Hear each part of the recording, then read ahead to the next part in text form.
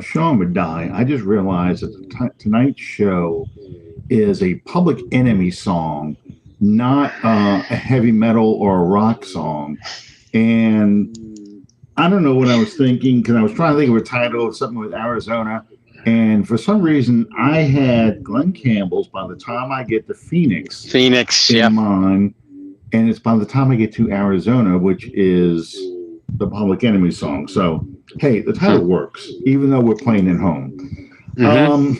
Welcome, everybody, to another exciting episode of Under the Dome. I'm your host, Allen Ulrich, here with Bob Rose. How you doing tonight, Bob? Well, I mean, we got a game to talk about finally. I mean, I'm grouchy because summer is basically at an end.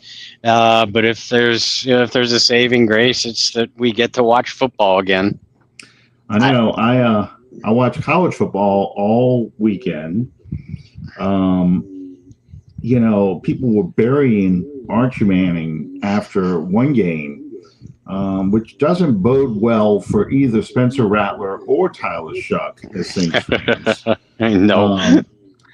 We're no longer tanking for Arch. We're now tanking for Nuss, apparently, or the quarterback that was playing in South Carolina Sunday.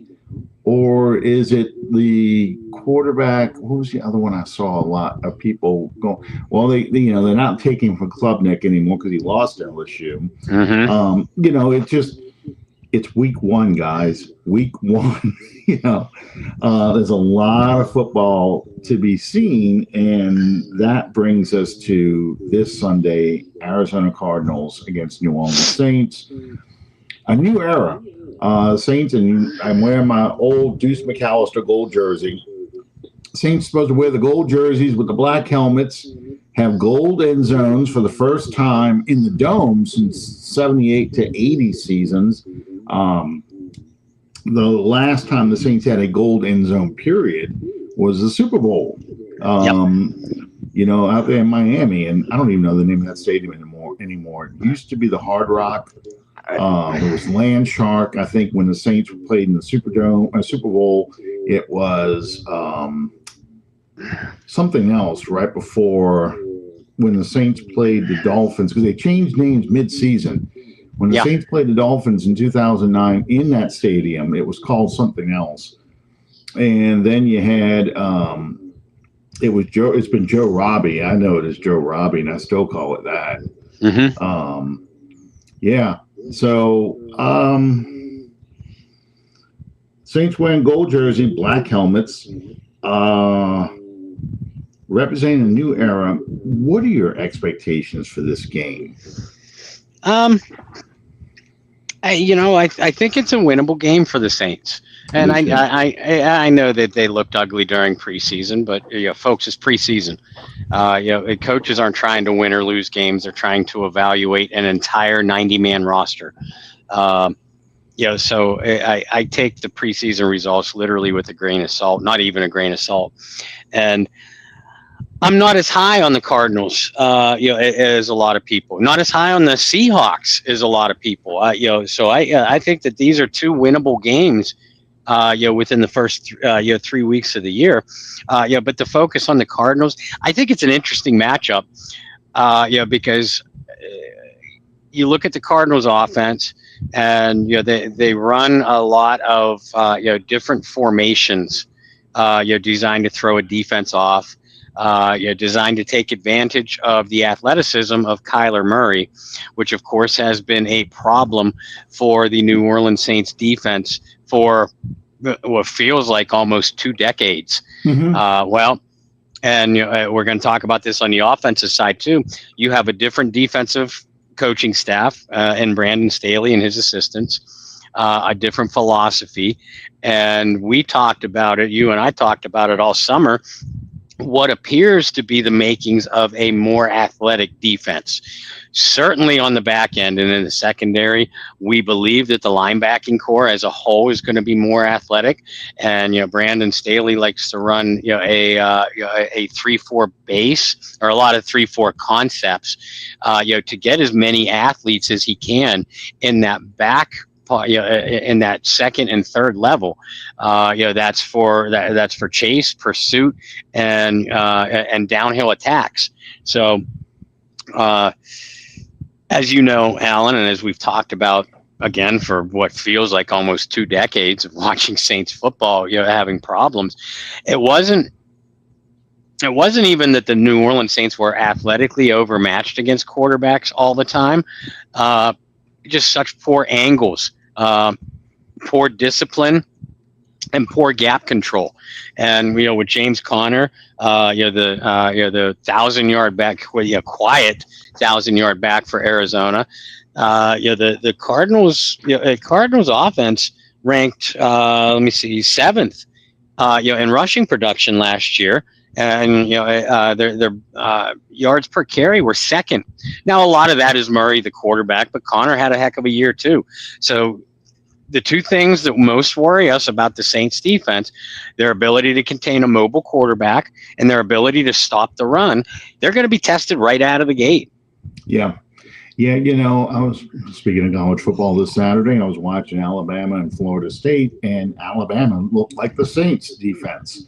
Yeah. Like they've never seen a running quarterback before in their lives, and it's like you just got finished having Jalen Milroe be your quarterback. You were practicing against him every day, and you didn't know how to stop a running quarterback because you took poor angles and poor fundamentals, bad defense all the way around. So, yeah, Kyler Murray presents that same kind of challenge. He's not a strong quarterback as far as a physicality when he runs. He's just fast. You almost want to do like Rocky Balboa back in the day and chase a chicken around so you can catch the chicken. Because that's kind of what it's going to be like to try and track down Kyler Murray. If you can keep him in the pocket and get that forward push in his face, but your edge rushers are setting the edge and containing him. They don't have to get to him, but make him nervous, make him get rid of that ball before he wants to. And that's more effective, I think, than a sack because you're making him make the mistakes. Yep. And with the receivers they've got, Marvin Harrison, and I just lost track of who the other guy was. I'm sorry. The 3 main ones are Marvin Harrison, Zay Jones, and Greg Dortch. And they have a hell of a tight end in Trey McBride too. That's the one I was thinking of, Trey McBride. So with Trey McBride, and we know we've had matchup problems with tight ends, and Marvin Harrison, who is a very good route runner, very disciplined. Kool-Aid McKinstry really has to improve his play from last preseason game that we saw him, where he seemed to be looking in the backfield a lot, getting caught guessing. Getting pressure on Kyler Murray is a huge help for that new secondary. How do you think this secondary matches up with the Cardinals' passing game? I'll tell you, the Cardinals' pass catchers as a whole don't scare me a whole lot. I completely agree with you about Marvin Harrison, heck of a route runner. Plays a lot like his dad did. Trey McBride is an elite up and coming tight end. He's not elite yet, but he's just on the cusp. Those two are going to be the biggest problems to contain. And we've seen the Saints have issues like this before where, we know that this is the weapon or weapons we have to contain, and then they let lesser receivers beat them. So that's the challenge here. And the New Orleans secondary worries me early in the year. I think ultimately it's going to be a much more athletic unit than what we've seen in the past, especially at safety. But communication issues are my concern. Particularly between the safety and the cornerbacks, safeties and the cornerbacks. Excuse me. Yeah. I think Justin Reed and Julian Blackmon are going to be by the end of the year, by midseason even, such a better heads and shoulders better than what Will Harris and Tyrann Mathieu were, the last year or so. But again, early on, watch for communication breakdowns. That's going to be the bugaboo for the secondary. Yeah, I was getting ready to say that. I think Blackman and Reed are going to be light years better than what we had with Harris and Mathieu. And quite frankly, a lot better than a lot of secondary play that we've seen, or safety play we've seen since Malcolm Jenkins retired. How they communicate and how they stay where they're supposed to be and don't freelance, that's going to be key. Because if anything gets this defense in trouble, traditionally, it's been Saints players freelancing and breaking down the discipline of the defense and allowing the big plays because someone has tried to guess, to think that they could jump a route or anticipate something that's really not there. We're going to talk about JT Gray in just a minute, Hemisphere. I agree with you, but we're going to talk about him in a little bit. We're just going to try and go through this matchup with the Cardinals first.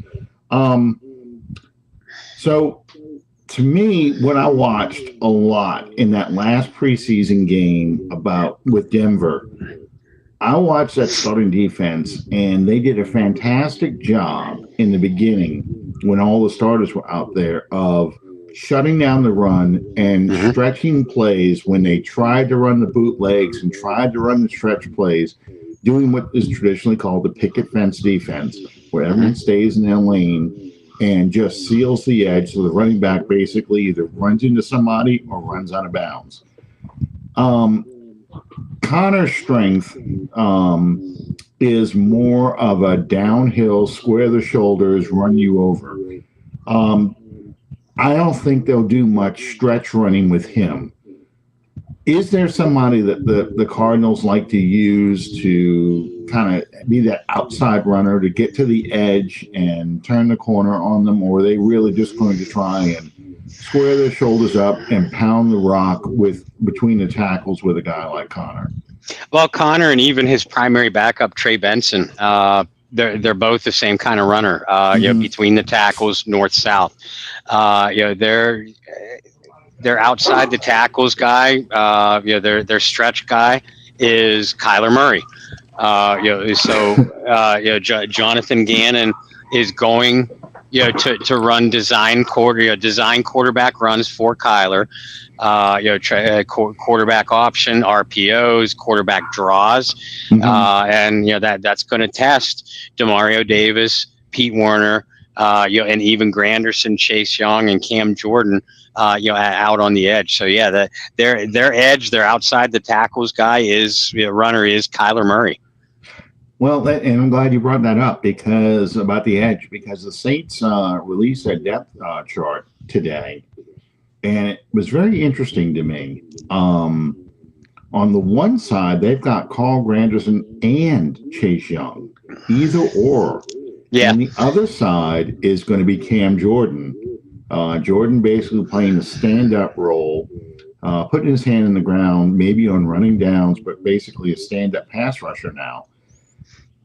That's really interesting to me because I kind of thought Jordan would be more of a rotational guy with Granderson or Young, probably more often with Granderson, especially on running downs. But they've got him on the opposite side of those two guys. What do you make of that?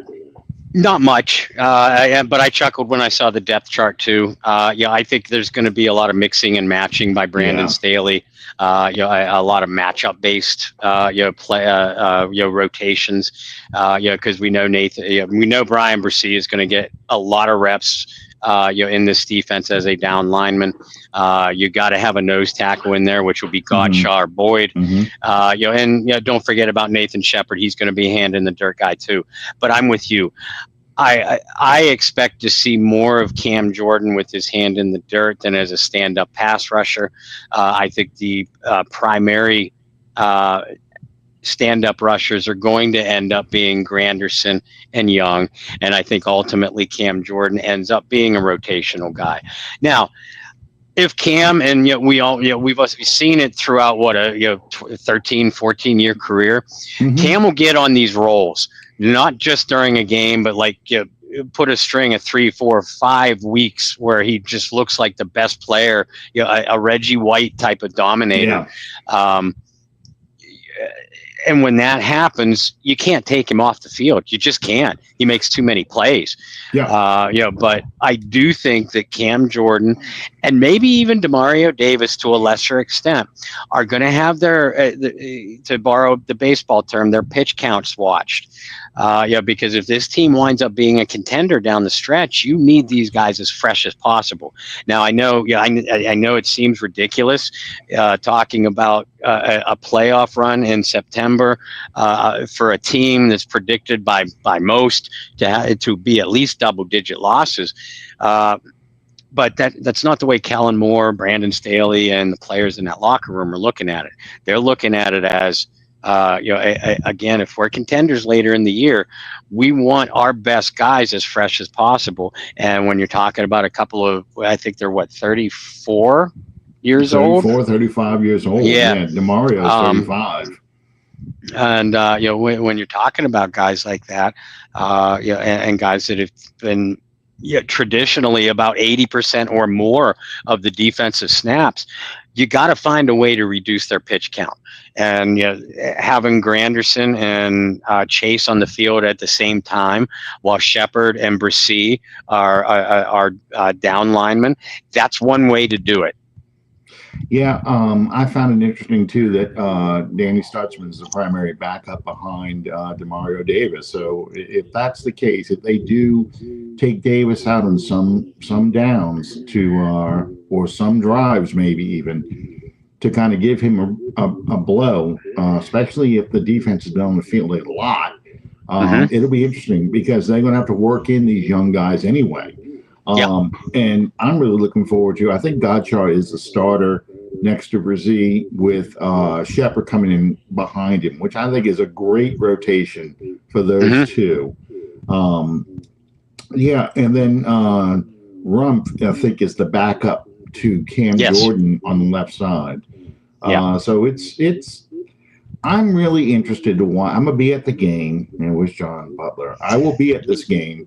And, I'm going to be looking at it with a really more of an observation eye, more than a fan, I think, of expecting them to win. I'm going to be upset if they lose, of course. But, I'm looking at it from the standpoint of I want to see how this defense works. I want to see how these players work in this defense. I want to see if these guys are doing the things that they are being taught, or are they freelancing? How do these guys fit in with this scheme? Because I'm telling you, when I watched against Denver, that really excited me. I was like, wow, that really is a 3-4 defense.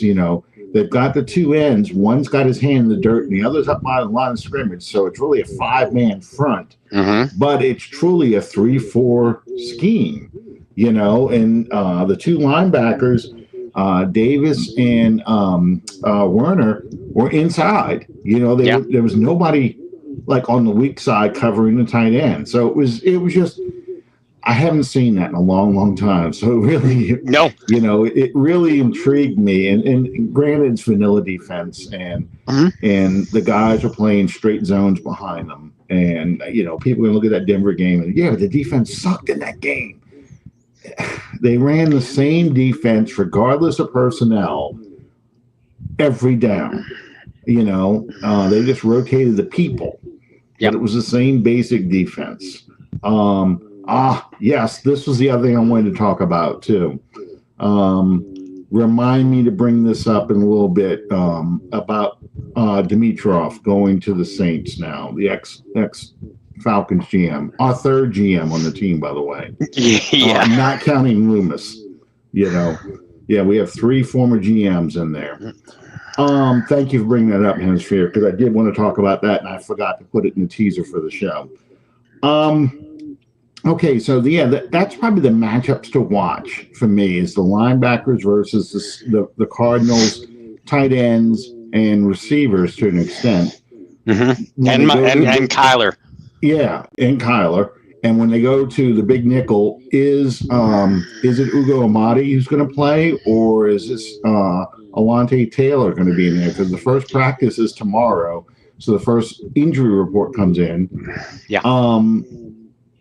Let's look at the offense now. Speaking of injuries, we have to see whether or not Trevor Penning will be available. He's out of the boot. I've heard that, but will he be available to play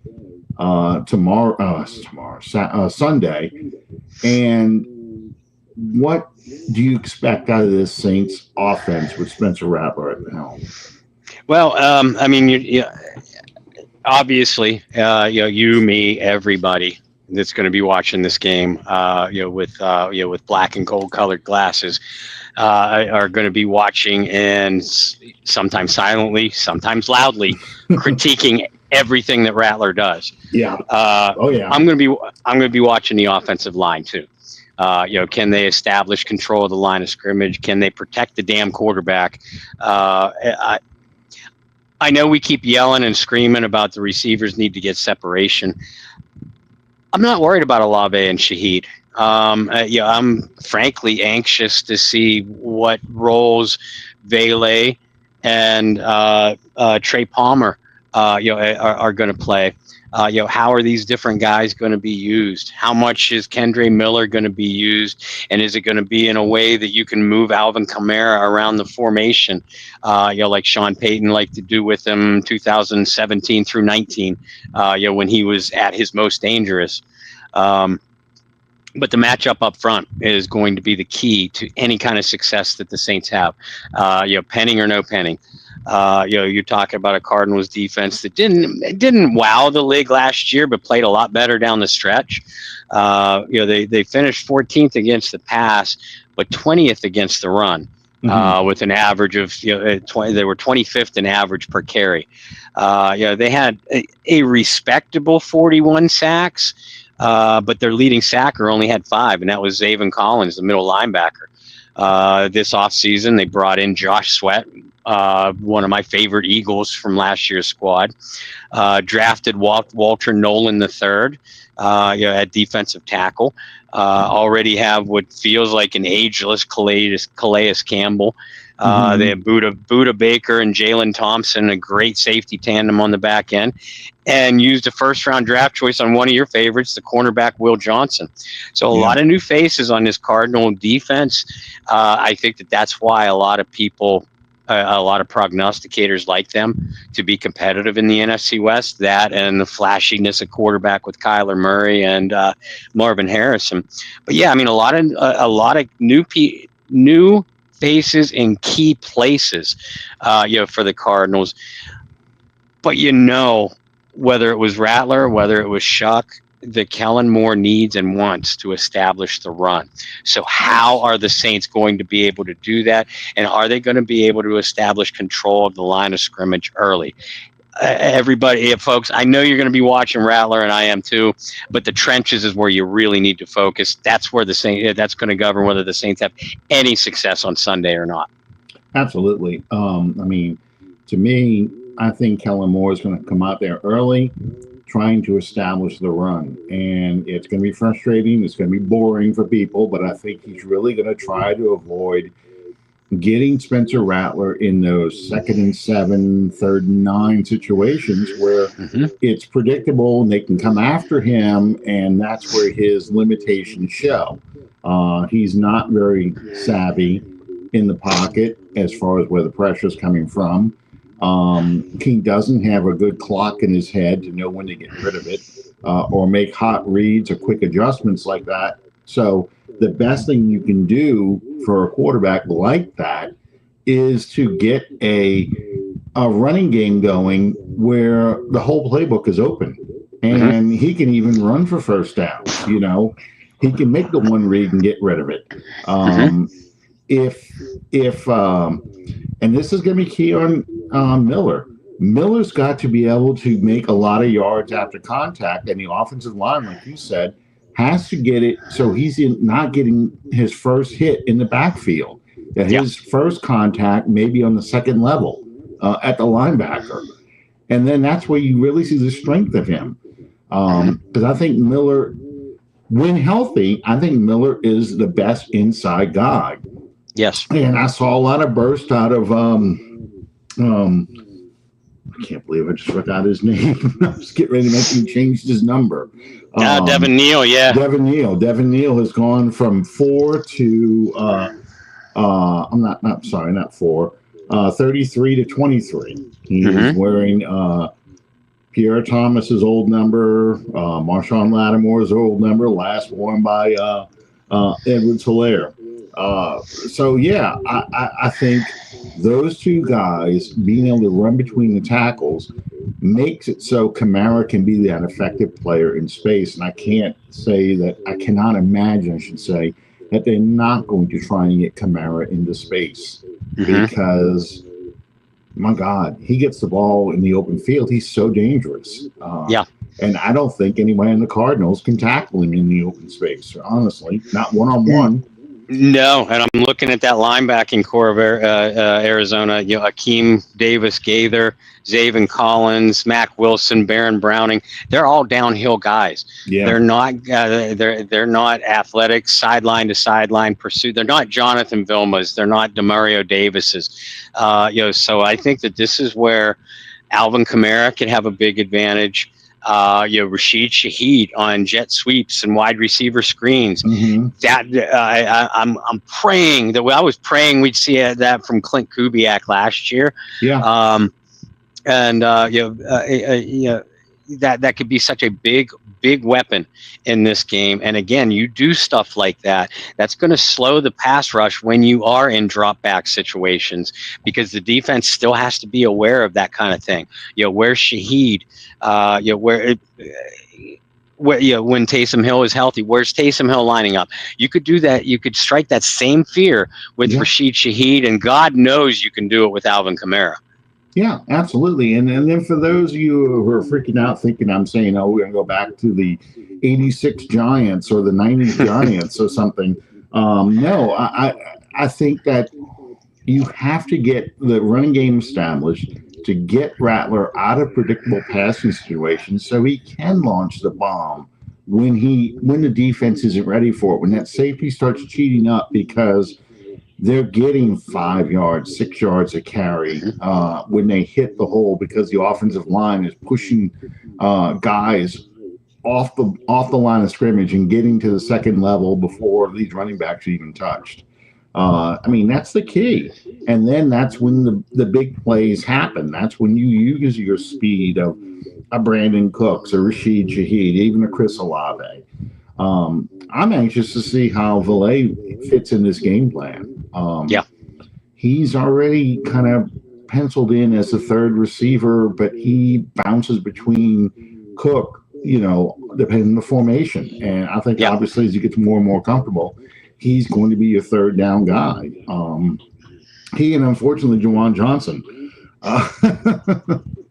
Juwan Johnson, you were talking about streaky players. Where, like you said, Cam Jordan has these 4 or 5 games where he gets on this roll. It seems like Juwan Johnson has not games, but series that he kind of gets those 3 or 4 series where he catches everything that's thrown to him. Yep. And then the next series, he acts like he's never had a football thrown to him before in his life. And he's got clubbed hands. It's just, he fights the ball. So I'm really curious to see how this all works out. And I agree with you. I think that the kick, the running game, the offensive line, that's key. If that offensive line can't do what it's supposed to do, the Saints have no prayer. I don't care who the weapons are. I don't care who the quarterback is. They really don't have a prayer of winning that game. Yeah, and I know this too. It's the 5 down linemen that are going to have to do it. The Saints, like in the past, they've been able to go big. Bring in a fullback and an extra blocking tight end or 2. Well, they don't have either on the roster. They don't have a blocking tight end. They don't have a fullback at all. So don't be surprised to see a lot of a one back, four wide receiver sets, and I'm including Jawan lined up outside the numbers to try to spread that defense. But that doesn't mean that they're going to go pass heavy. They could do an RPO with Rattler, like you said. That does spread the defense for Kamara, for Kendre, who was lethal in that kind of offense at TCU. I do expect a lot of spread formation, but again, trying to establish the run out of it. Yeah, and I think for the jumbo sets, you're going to see that tackle we just got from Dallas in there as a tackle eligible tight end. And I think that's why they kept the rookie tight end from UCLA, because he's about your closest you're going to get to a blocking tight end, until Foster Moreau is healthy. But they're going to use him really when they go to two tight end sets. Just as a heavy duty blocker, but it's really going to be more of a chip kind of guy or a double team kind of guy. He's not going to take anybody on one-on-one. No, because that would be suicide, honestly. I've seen Dennis Allen and I've seen Sean Payton do that, where they try to put a tight end one-on-one with a great pass rusher, and it was no match whatsoever. I mean, and I would just shake my head like, what were you thinking? That's why you have a tackle. I know you want to be cute, you want to do a misdirection and stuff, but your tight end just gets manhandled. And I'm not just talking about Jimmy Graham. I'm talking about Ben Watson. I'm talking about Shockey, or I just drew a blank on him, but John Gilmore. He would do those kind of things. The third tight end. He would use that on the team's best pass rusher. Here, I want you to handle him one-on-one. We're going to run away from him, but so all you got to do is hold him for a second. What's this? Was there an injury to the tight end the Saints got from Colorado State last year while he retired? I think it was, he did have some injuries, but I think basically it was, he kind of lost his drive to play football. He really did. Which is funny. Speaking of players have forgotten or have given up playing football, I think, and that's why they're out of the league. The Eagles and I think the Bears are going to try and work out Isaiah Foskey to see if they can get something out of him. And somebody said, watch him be an all-pro with the Eagles. No. I'm telling you right now, if the Eagles can make Foskey into an all-pro 10-sack guy, somebody's practicing some serious black magic over there. Someone sold their soul, because using a Star Wars reference, this Foskey is R4D4, that red droid that they first tried to buy from the Jawas in the original movie, whose head blew up. Yeah, this R2 unit's got a bad motivator. That's his problem. He's got a bad motivator. He has no motivation whatsoever to do anything. You watch those games, and I mean, he had no interest in doing anything. Yeah, I posted that meme about it. I said, this R2 unit's got a bad motivator. Look, that's his answer. I love that analogy. I missed it this afternoon. Well, it was a Jared day for me, so I wasn't on social media a lot. I saw the Foskey tryout, with the Bears. Didn't surprise me. I mean, Dennis Allen drafted him. Missed it with the Eagles. But yeah, you're right. If they get signed, because. And this is the comparison I made to somebody, that there is no comparison between Zach Bond and Isaiah Foskey. Zach Bond was a player, I loved him coming out of Wisconsin. But Zach Bond, from day one, was a square peg in a round hole for the Dennis Allen defense. Isaiah Foskey, I loved his tape too, but for a different reason. And I thought that he'd be the downhill pass rusher, et cetera, et cetera. The big differences between the two as Saints, the New Orleans asked Bond to do too much outside of his top skill level. Meanwhile, for Foskey just didn't have the heart / football IQ, to step up and play against the big boys. And that's a hell of a difference between the two, as far as why each one didn't work out in their first stops. So if Foskey makes it anywhere, I would be highly shocked at this stage. Absolutely. I mean, he has the skills. He just doesn't have the drive. And we're talking about multiple defensive coordinators that have dealt with Foskey and have not been able to get anything out of him. Zach Bond showed flashes. I kind of lost it with Saints fans last fall about him because, I said, I can't believe you guys are crying about this guy when y'all couldn't wait to get rid of him when he was here. It's just, I felt the same way. I felt Bond was a bad fit for what he did. I thought he was an undersized pass rushing defensive end, and that's where the Saints were trying to use him. And he was a bad, strong side linebacker. He really was an inside linebacker. Somebody who needed people in front of him to keep him clean so he could use his speed to go after the quarterback, which is essentially what the Eagles did with him with their version of a 3-4 defense. Yep. Don't ask him to cover anybody man to man. Give him a short zone. Vic Fangio. Forget the Eagles in general. Vic Fangio was the perfect coach and perfect system for Zach Bond. And to me, we argued about this guy when he came to the draft. I remember that, but Hassan Riddick, had his best season with Vic Fangio as his coordinator.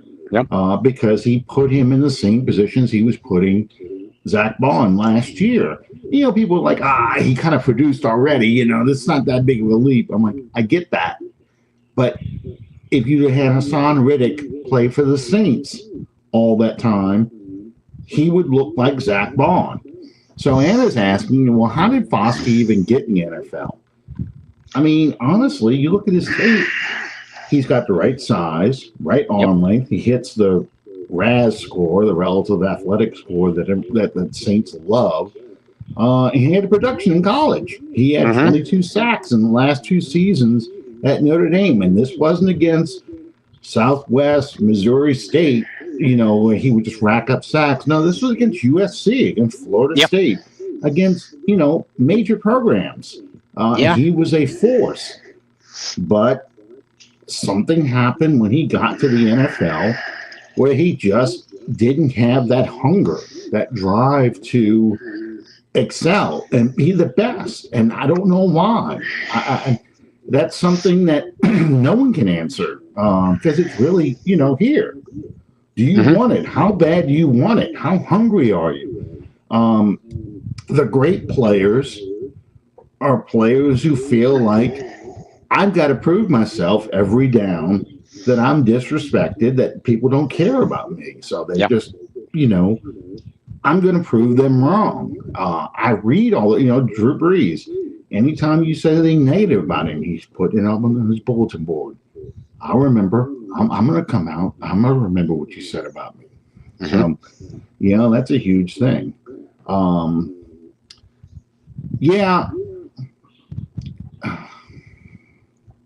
I just feel like I'm reading this. You have to read it to me. My bifocals are across the room. Okay, he says, Bob, all it takes is a coach with a vision for a player. DA did not have that vision for either Bond or Foskey.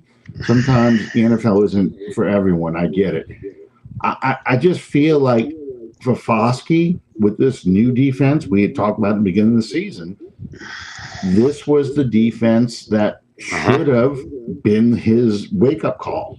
It was kind of designed for a guy like him, and he just couldn't take advantage of it. I mean, hemisphere. It's not always about the coach, but that's why we talked about. And I get it. Everybody wants to blame DA for everything. Or Loomis. Or Loomis. But we said it the night that the Saints drafted Vaughn, a few years ago. We're like, okay, really good player at Wisconsin, can do a lot of things, but the things that he does well doesn't fit into Dennis Allen's defense. And people want to blame Dennis Allen for not getting the best out of Zach Bond. Well, you're also not going to rearrange your entire defensive scheme that has worked for 15 years, by the way, for one third-round draft choice. So, like Alan says, sometimes it is coaching. Absolutely, sometimes it's coaching. But these are also professional athletes. You don't. Bill Parcells used to say it way back when he was the Giants coach.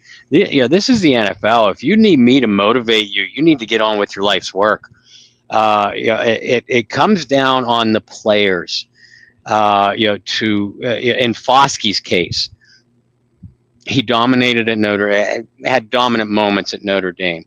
Unlike Peyton Turner, unlike Marcus Davenport, he was not an athletic project who didn't really put up the numbers, because Isaiah did, and played against the top competition, playoff, college football playoff teams, national championship contenders, conference champions, etc. But when you get to that next, one of the reasons why stars in college are busts, because, and Alan, you just intimated this a moment ago, when you get to the next level, you have to raise your play to the next level. Everybody else does. You have to be able to do it, and you have to have the self motivation to do it. For a guy at the professional, at the highest level there is in your profession, you shouldn't need a guy to motivate you day in and day out. You have to do this. You have to, rock on, push the limits, whatever.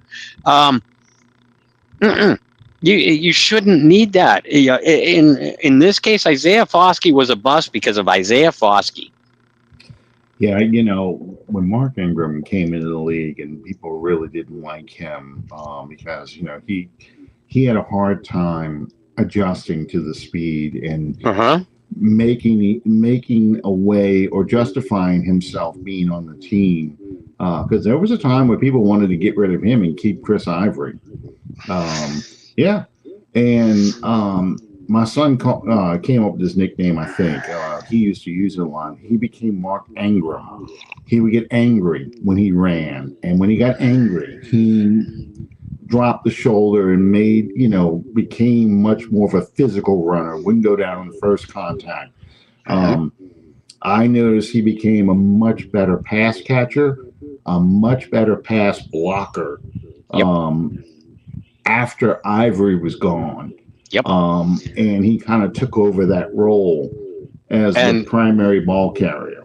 And I've said this many times, Mark Ingram is one of the professional athletes that I admire most in any sport because of that. He recognized what he needed to do to raise the level of his play, to get on the field more. And he did it. He worked his ass off to do it. He was never asked to catch passes or block at Alabama. Those Nick Saban teams, the running backs were asked to do one thing, and Ingram did it to a Heisman Trophy level. You get to the NFL and you're in a system like Sean Payton's, you better be able to either catch or pass block, usually both, or you ain't going to be on the field very much. And Ingram, it took a couple years, like you said, but he recognized that and worked his ass off. For that, like I said, he's one of the professional athletes in any sport that I admire the most. Yeah, and you think about it, Pierre Thomas was ahead of him. Chris Ivory got to be ahead of him. Kyrie Robertson even got ahead of him for a little bit. Darren Sproles, you just start looking at the guys he had to share time with. And he's a first round pick, and he's got to prove that he should be the primary ball carrier. He took that as motivation to make himself a better player.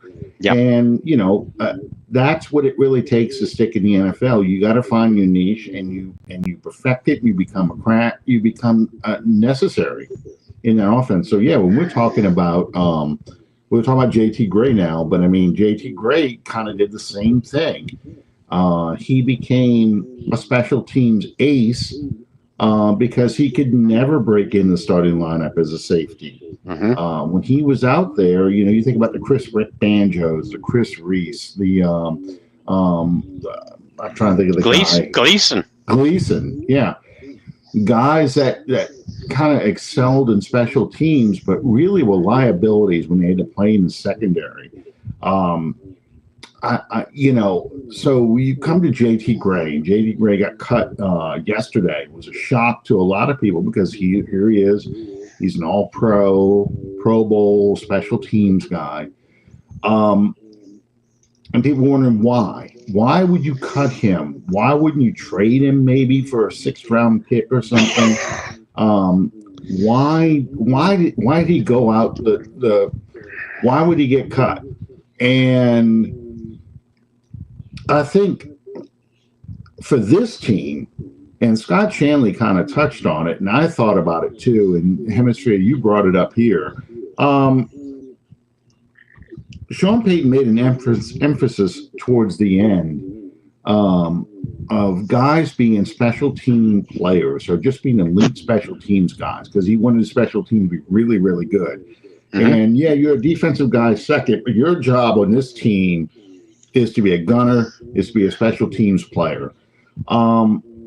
That's not the case with this staff, apparently. They want you to be a defensive or offensive player first and special teams second. So Shanley said with the changes in the kickoff rules and the way they're trying to now kind of directional punt to kind of limit returns, that kind of removes JT Gray's specialty. Is that how you kind of read this cut?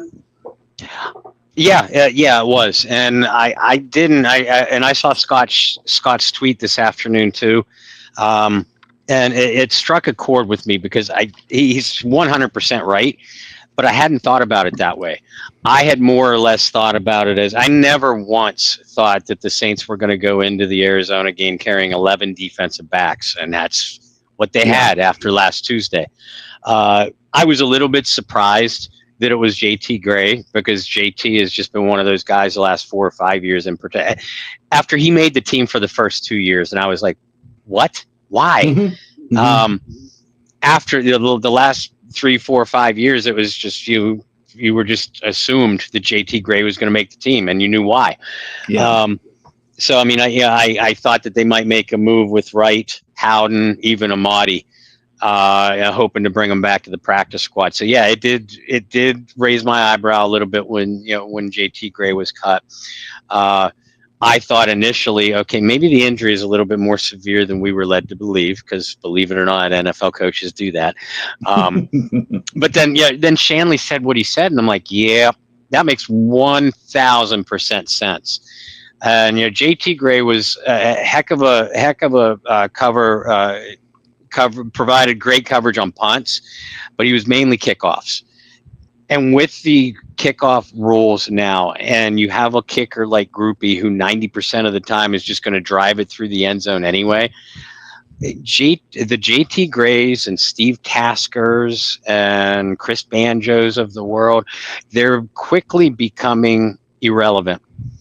They still have a role on punts, but again, you bring in a Sanker, you have a Wright, Isaiah Stallbird.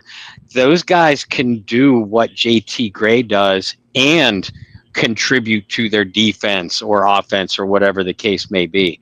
Scott Shanley, in my opinion, is 100% on target with that comment. Yeah, and it's hard for us as fans because we get really attached to certain players. I mean, obviously Steve Gleason, his famous play, his most famous play, and then his subsequent ALS, diagnosis and what he's been fighting through for the past while. I can't believe it's been 15 years. But I know. 2011 is when they announced it, but he was diagnosed at late 2010. It's just when he came out with the news, it was in 2011. But yeah, he's been fighting this that long. It's hard because and this is what I always told people when you get a new coach, a new head coach that's not part of the Peyton tree. The first thing they do is kind of get rid of the guys that maybe you're attached to and start bringing in their own guys, guys that they're loyal to. We joke that the Saints are becoming the Broncos. I mean, are becoming the Saints West. But, there's a reason Sean Payton does that. And it's not just that, look, you're getting rid of all my good players. I'm going to take them. You remember how many Cowboys that Sean brought over with him when he first came to the Saints within his first 2 years, too? Scott Shanley's one of them, yeah. Right. I mean, he wanted to bring over Tony Romo before he could get Drew Brees, which is an amazing thought. Could you imagine Tony Romo as Saints quarterback instead of Brees? That's the number 9. That's well, first off, he got the hell beat out of him a lot faster. Yeah. I mean, he got beat up pretty good with Dallas, but he really would have got the hell beat out of him. I just find it funny how Bill Parcells basically told us no. Not just no, but you're out of your friggin' mind. No, we know what we got here with him. We're not giving him up. You're not leaving us with Bledsoe. So... and this is just, Tyrann Mathieu retired. JT Gray is gone. They let some of the other longtime Saints players walk. This may be the last hurrah for Taysom Hill. Don't know how much longer Cam Jordan and Demario Davis are going to be around. This team is getting younger and will get different. They will have a new identity. Over the next 2 years. Very different from the identity we're used to. Not having a fullback this year is a big difference. Yeah. So this is what happens with a rebuilding team. I think we're now... And look, you have warned people about this for the last couple years. Yeah. You people that have been whining and crying and screaming, they need to rebuild and start all over. Well, guess what happens when you do that? You lose the veterans that were making runs to the NFC Championship game and division title victories year in and year out. That's what happens, and it happens a little bit faster when you get a new coach in. Yeah, absolutely, and that's what a lot of fans claim they wanted anyway. Get rid of the old guys, but it sounds more like what fans really wanted was we get rid of that coach, we get an offensive-minded coach, we get a new quarterback, so we don't look at Derek Carr anymore. Yeah, but not that guy. Not that guy that we got. You get whatever quarterback they fantasize over. But you get that guy in there, and then you kind of leave the rest of the team in place. You clean up, get rid of the dead weight contracts. Yeah, get rid of the guys that are overpaid, that aren't producing. And we go pick up a bunch of stud players from other teams, and we go from 5-12 to 12-5, and we're rolling. We win the division. We're back. We're back, baby. Like what we did in 2000, what we did in 2006. It's not the same. It's not the same kind of rebuild. No, this is going to be to the studs rebuild, and then all new team, and there's going to be a lot of trial and error because he's got a house plan. Now he's got to make sure the material he's putting together is good, and that's that's how you should be looking at this team now. Is the material that Kellen Moore is picking good material? Is this something that you can build a foundation on? These young guys, are they good players? Are they players that are going to make a difference? Because the older players are going to phase out. They are going to be gone over the next couple of years. Yeah, I know. I joke about that a lot.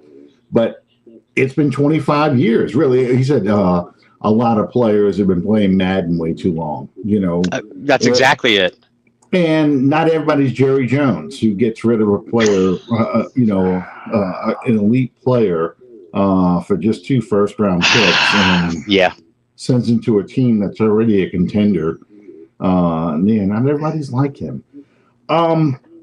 Speaking of Mickey Loomis, the last year that Dennis Allen was around, he had Dave Ziegler, the former GM of the Raiders, and in the front office. And Ziegler got a job with the Tennessee Titans as assistant GM. So now Thomas Dimitroff, who was with the Falcons last, but he goes back to the Bill Belichick Cleveland Browns of 1995. Yeah. He built a pretty good team in Atlanta as a GM, and then it kind of fell apart. He made some bad drafts too, but on the whole, he got some talent in there. Talent that was good enough to go to the Super Bowl to blow a 25-point lead. Gotta throw that in. How do you read this? What is Thomas Dimitroff going to do, and how does this fit in with Randy Mueller's there, another former GM, Saints GM, and Seahawks Jeff Ireland assistant, Jeff Ireland, former Dolphins GM. He's your talent evaluator. How does Dimitroff fit in here? I can't wait to find out. No, really, none of us know. We can only speculate. A lot of people are thinking, maybe hoping, that Mickey Loomis is sort of phasing himself out of the football decisions, and I think that there might be some fire to that smoke when you have 3 successful GMs, and like you said, Dimitroff has had his success. Mueller has certainly had his success, and he had it with New Orleans. And Ireland has had his success. It does maybe feel like Loomis might be transitioning to more of an executive role, which I know would thrill a lot of fans. Absolutely. But who's going to be? That's a lot of hands in the cookie jar here, and a lot of different philosophies. Mueller's, Ireland's, Dimitroff's, Loomis while he is still in the building. And that's why I said I'll be interested to see how it does transpire. I have a hard time believing that Dimitroff is going to play a major role in football, on field, and team forming decisions coming on this late, in his first year. But again, it could signal a transition period. Maybe not for Loomis, maybe for Jeff Ireland, because a few bad drafts as recently as the 2023 disaster. Maybe Ireland's on the hot seat and we don't know it. Maybe they anticipate losing Mueller and they're preparing for that. I think bringing Dimitroff in is more of a signal towards the immediate future, 2026 and beyond. I can't imagine a large impact for this season. Well, it's interesting that you brought that up. That the Saints are, looking at the draft mistakes. And I think that's where Thomas Dimitroff really fits in here. I'm just getting ready to look him up because I cannot remember the name of the company he was just with. Let's see. There we go. I'm sorry, this is what happens when you have no show prep. Sean's looking down at us, smiling. Oh, yeah, absolutely. Okay. Not Patriots, not Falcons. It was after that. Okay. All right. He was with a hedge fund manager, Paul Tudor Jones, and his son, Jack Jones, to create a football analytics company called Summer Sports, SUMER, not 2 M's, Summer Sports, and holds the position of president of football operations. And he did interview for the GM vacancy with the Jets in 2024 and the Titans, too. And both of them ended up going to other people. But this is where I think it's important. His analytics company is where he really fits in here. Analytics as far as player evaluation, analytics, as far as game preparation, that kind of stuff. I think that's where he is going to kind of chime in with the Saints. So, there's always a fear. There's too many cooks in the kitchen when you have all these former GMs. But I think Loomis is kind of almost pulling back a little bit to kind of a more of a CEO role where he has people involved in decisions and feed him information for him to make the moves and make the final call. But he's trusting these people to do certain things. I think Randy Mueller is trying to work a lot with Jeff Ireland to get another set of eyes when it comes to draft evaluation, talent evaluation. But I think that's where Dimitroff is going to come in, because this team is hooked on analytics. I mean, relative athletic score drives a lot of their evaluation. If you've got somebody else coming in with another formula that says, you know what? Yeah, you can have guys that are athletic as shit, but that they can't play football, doesn't do you a lot of good. Yeah. Here's some of the things you should look at as far as football. So, I know. Mickey's taking a lot of heat about the wide receiver they got from the Broncos, Valet, 4th and 7th round picks.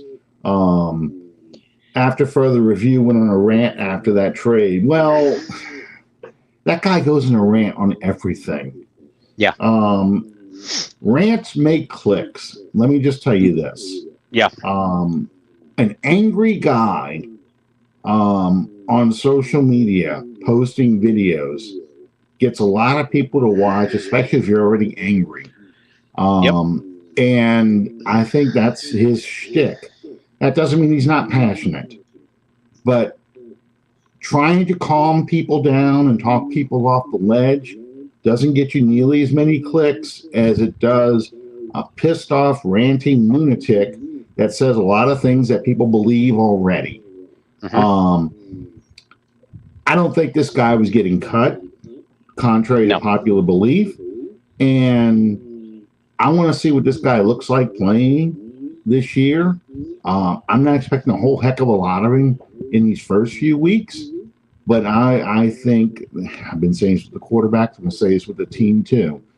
How this team looks in November and December is going to matter a hell of a lot more than how it looks in the first few weeks of September or before Halloween in October. Yep. That's just, that's just the nature of a rebuilding team. Where does this guy fit in? Does he fit in? I don't know this yet. We won't know until he gets out there. And what kind of chemistry does he have? Because he hasn't worked with either quarterback for any length of time. So, if this guy comes out and drops you passes in September, he's not a bust. If he's dropping passes in November and December, then we can say he's a bust or a bad pick. But before that, just, calm the hell down. That's all I can say. I think we covered almost everything tonight. We did. Oh, my God. Are we going to get off of the air before 10:30 Eastern time? Well, somebody let trash in. We've got a Falcons fan in here. It's not even Falcons week. Why are you here? Worry about your own shit. We just talked about it. Leave them alone. They're not being disrespectful. That's right. No, I'm glad to have you aboard. I'm just picking on you. No, please come during Falcons Hate Week, because that's when it's really fun. I honestly don't even know who the Falcons are playing this week. I really don't know. I'll find out, but no, Jade, I'm picking on you. I'm glad you're here. Thank you for joining us, and I hope you stick around. Oh, the Bucks. Listen, I posted this the other night on Twitter, and this is so true. The Bucks have this delusion that they're somehow our rivals. And I'm like, no, man, no, you can't. The Falcons are our rivals. The Falcons are the only team that matters to us. We lose to the Bucks, and honestly, if you think about it, how many Bucks losses can you point to and you go, man, this is going to haunt me forever? The playoffs, obviously. Yeah, the playoffs, but I blame Jared Cook more than I blame the Bucks. But the 1977 loss, the one that gave the Bucks their first win in franchise history, those are the only two losses that bother me. Dennis Allen's first year, that I think it was a Sunday or Monday night game in Tampa, the Ingram out of bounds. When you look, and you knew it immediately at the end of the season, there was like 3 one-score losses that were just lost by complete idiocy, whether it was on the sidelines or on the field, where any one of those games turn around and the Saints are in the playoffs. So, that one bothered me. But again, the Bucks weren't the only game that year that kind of thing happened. Exactly. And Cam Jordan said it great the other day. They have physical confrontations with the Bucks, and it felt like a personal rivalry between the player, not the fans, between the players, because you had the Marshawn Lattimore versus Mike Evans, and all that stuff. And, there were some, obviously a string of really great games. And, like Cam said, when you lost to the Bucks, you got pissed off. You were always sore after a Bucks game. But it hadn't been like that his whole career. For the Panthers for a stretch with Cam Newton, there were some really great, close battles, for again 4 or 5 years, but then he stopped and he said, losing to the Panthers, losing to the Buccaneers, those losses never made our fans want to jump off the Crescent City connection, because we lose to the Falcons and the world is literally coming to an end. We sweep the Falcons. It almost didn't feel like it mattered whether we made the playoffs or not. And that's the bottom line in a true rivalry. Right. I can rattle off a bunch of Falcons losses. I mean, they beat us 62-7 in 1973. Big Ben, Grover Clemmer, and then Russell Oaksley and the punt sailing over his head. All 20-17, 34-24 games. And the Breeze touchdown streak getting broken on a Thursday night. The Breeze touchdown streak. But then we look at the games that we won, and that's what matters. Oh, and also the playoff loss to them with Deion Sanders. You can think about those things, but then Breeze spin move, 4th and short. An overtime where we stop them and we kick a field goal, win that game. We break the Falcons' winning streak when they came in undefeated, and we got the worst defense in NFL history, and our coaches are all suspended. Those things matter. The Super Bowl, honestly, where were the highest ratings in the country? In New Orleans, when the Falcons started to melt down. That's what a rivalry is. That you are cheering that, and it's 28-3. I know Falcon fans get tired of hearing it, but that's what a rival does. You're going to pick on your brother because you're going to remind him of the embarrassing things that they've done. They're going to remind you of how they got the better of you every time.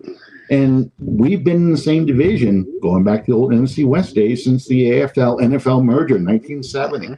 That's a lot of hate that builds up over the years. We're both terrible. We both had terrible owners, And the Falcons' misfortune, for the most part, has been here playing the Saints when they had some really, really good teams, but you had to play Drew Brees, So, yeah. I just mentioned that when you had Deion Sanders in the playoff game. Yeah, absolutely. I didn't want Shedeur Sanders in part because he's Deion's kid, and I hate Deion because he was a Falcon. I hate Rowdy White. I think it's hilarious that one of their greatest wide receivers, the kid from Alabama, I just drew a blank on his name. Ridley. Jones. Julio Jones has more fumbles than touchdowns against the Saints. I think that's hilarious. Because that's a great receiver. But what is he? What's he known for? At least as far as Saints are concerned. So yeah, absolutely, they're our rival. I don't.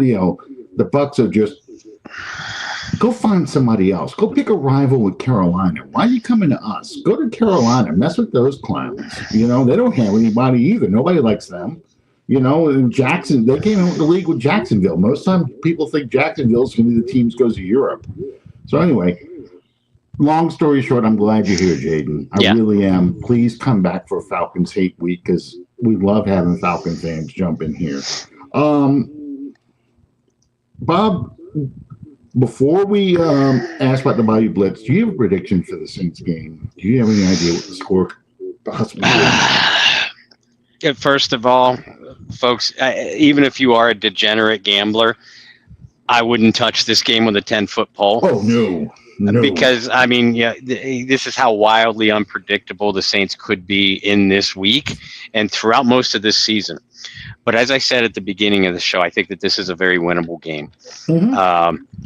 Especially, the Dome is going to be rocking. Season opener, new uniforms, new coach, excitement, et cetera. They need to get off to a good start. If they give up a couple scores early, then I see it being a long day for them. I don't see it being a high-scoring game, not if the Saints win. But you know what? I'll be a homer here, and I'll go with the Saints because I also think, knock on wood, I think the Saints have won like 5 or 6 straight season openers too. 5 in a row, yeah. Which was unheard of throughout the first 10 or 12 years of Sean Payton. September was lousy. Mm-hmm. And I think the Saints are going to pull this one out. And all of a sudden get the national media briefly saying, well, maybe the Saints are contenders after all, and then they'll turn on them 2 days later, but that's another story. Bring up last year. The 2 big blowout wins. Right. The season fell apart. Yeah. Yes. I mean, I'll go with the Saints something like it'll be a weird score too, like 22-19. I think if the Saints can keep it close, the defense can keep the Cardinals offense under control. Blake Grupe is going to kick a lot of field goals. I think, Grupe could kick a game winner to win the game. But I have no idea what the score would be because if the Cardinals can start moving the ball at will, or if Murray starts running around like a chicken, then it's going to be a bad long game for us. But I'm going to be homer tonight. I'm going to go with the Saints winning, something like 24-21, something ridiculous like that, 21-13. I think it's going to be a low-scoring game unless the Cardinals get rolling because we can't get shootouts. We cannot have shootouts. No. We don't have the offense. We don't have the quarterback to do a shootout. We have to have a defense that keeps the opponent under 20 points for us to win. You have to be able to run the football. What do you have going up in the Bayou Blitz? I guess you're going on Wednesday night. Yeah, the weeks I don't hear from Brendan are the weeks that I know we're going on Wednesday, and I haven't heard from Brendan. So we do plan on doing tomorrow night, Wednesday night, 8 p.m. If you're Central Time, 9 p.m. obviously if you're on the East Coast. No guests tomorrow, because we got a game to talk about. We're going to be doing more Cardinal previews, X factors, things like that. We'll have an injury report to talk about, injury report for both sides. So we'll give you the latest up-to-date news. And don't be surprised if there's more practice squad / back half of the active roster activity movement tomorrow as well. Absolutely. It'll be interesting to see what happens with the injury report. I think that'll determine a lot of this. We'll see what happens. Absolutely. I love it. 28-17. That would be great. I want a well-played game. I really do. That's what I'm looking forward to seeing. I'll be at the game Sunday, so we'll see. I'll have my first good, bad, and ugly. We'll see how that one goes. All right. So in the meantime, guys, I know Bob's anxious to get off. I thought we'd get off even earlier than this. I'm happy. I'm happy. This might be a recent record for us anyway, so I'm happy. Absolutely. So, guys, check out the Bayou Blitz tomorrow night. Football Thursday night. The Eagles, Cowboys kick off the season. They have football Thursday night, football Friday night, college football Saturday, and the NFL finishes on Sunday and Monday. So, hang on here. Oh, no. Andrews, is that you from It's 79 Saints and Bob Rose? What a combo. Is that Mr. Saints Report here? Because that's your name. That's going back in time for me. Do you remember saintsreport.com? It's been a while. Yeah. Yep, it sure is. Okay, Andrus is out there in Lafayette. I think he's still there. I'm glad you're here, Andrus. I really, I'm glad to see you on board because Saints Report was like the place to hang out. It was. Still is, but it was the place to hang out before Facebook and Twitter and everything else. Great site. A lot of great guys. I had a lot of laughs during the Hazlitt years reading saintsreport.com. They got some great. They had some creative people on there, some very funny creative people. And I was setting on Saints on there back in the day. So I'm glad you're here, Andrus. I appreciate it. Meantime, Bob's out here in Pittsburgh. He's ready to fall asleep. I'm out here in New Orleans, and we'll check you out next time on Under the Dome. Good night, everybody.